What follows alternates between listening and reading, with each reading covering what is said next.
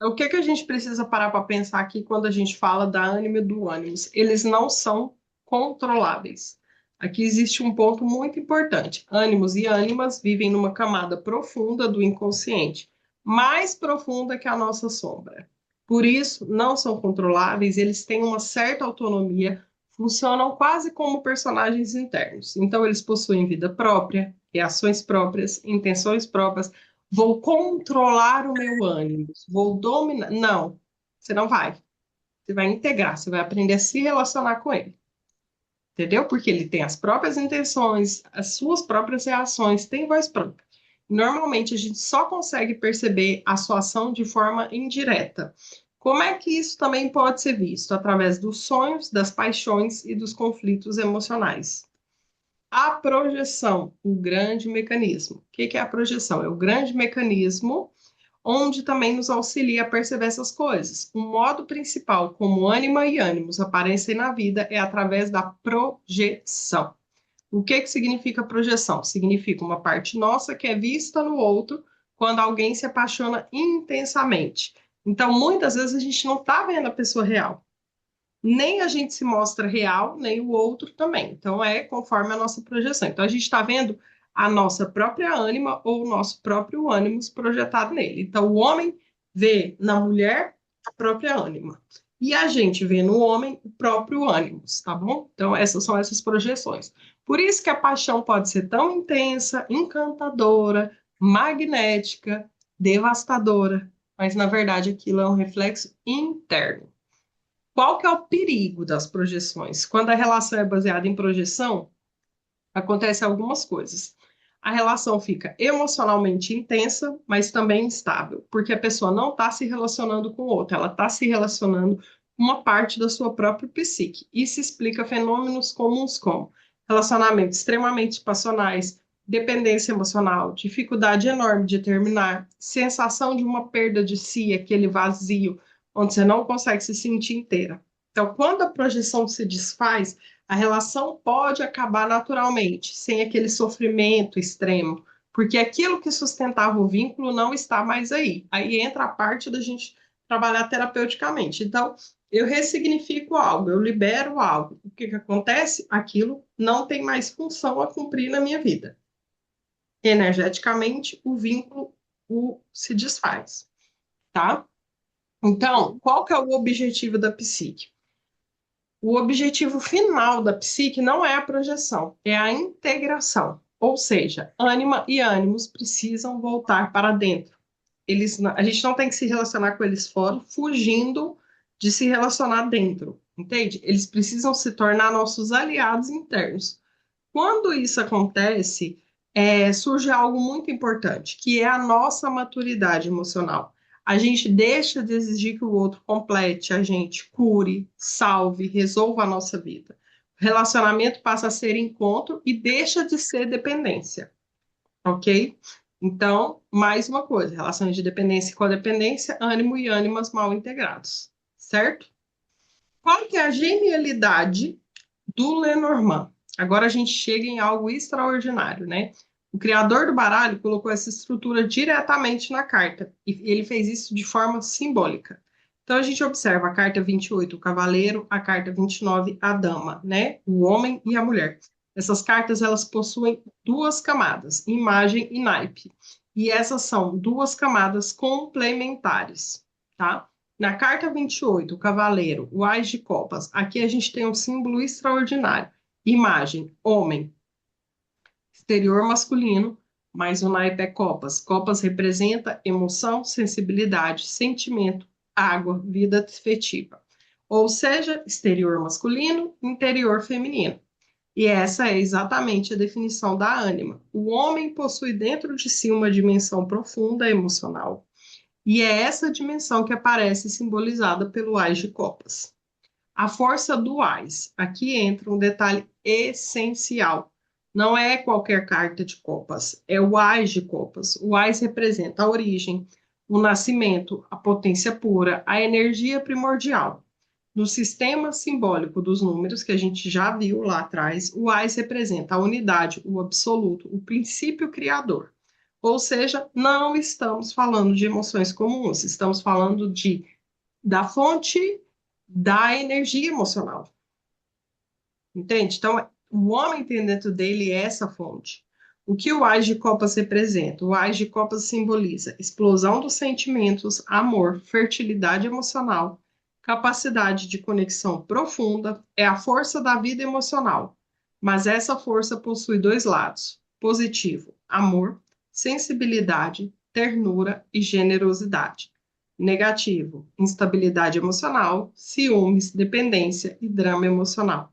A água, ela pode nutrir, mas ela também pode inundar, ok? O homem na carta 28. O cavaleiro, o homem, ele representa o princípio masculino, a ação, o movimento, a direção, mas o naipe, ele revela que essa ação, ela tem que ser guiada pelas emoções. O saudável é que ela seja guiada pelas emoções. O homem age através daquilo que ele sente, e isso explica muito os comportamentos humanos. Por exemplo, homens que parecem racionais por fora, mas são profundamente guiados por emoções internas. Essa é a ânima em ação. A ânima na vida do homem. Quando a ânima está equilibrada, o homem se torna sensível, empático e capaz de amar. Quando ela está desequilibrada, surgem problemas como idealização romântica, dependência emocional e fantasias irreais. A ânima pode transformar o homem em um eterno sonhador, tá? Quando a gente vai olhar para a carta 29, né, para a dama, para a mulher no Ás de Espadas, o que que a gente tem? A gente agora tem a estrutura inversa. A imagem é a mulher, que é o exterior feminino, mas o naipe é espadas. E espada representa. Dá licença, Juvenal, sai de cima do computador, meu filho. Vocês têm hora que só Jesus na causa para aturar. Só. Nossa Senhora. Palhando aqui. Peraí, gente. Ai, Deus. São todos iguais.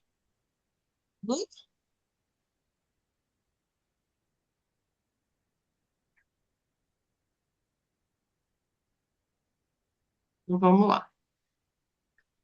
Então, o que que a gente tem? A gente tem aqui a estrutura inversa, né? A imagem, a gente tem a mulher, que é o exterior feminino, e o naipe é espadas. Espadas representa pensamento, intelecto, racionalidade e análise. Ou seja, o exterior é feminino e o interior masculino. Essa é a definição do ânimos. O ás de espadas, assim como o ás de copas, é a fonte da emoção. O ás de espadas é a fonte do pensamento.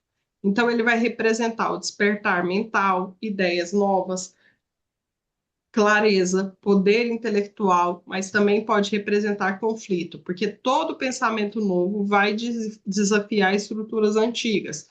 Por isso que o Ás de Espadas também pode indicar ruptura, crise e mudança de visão, tá?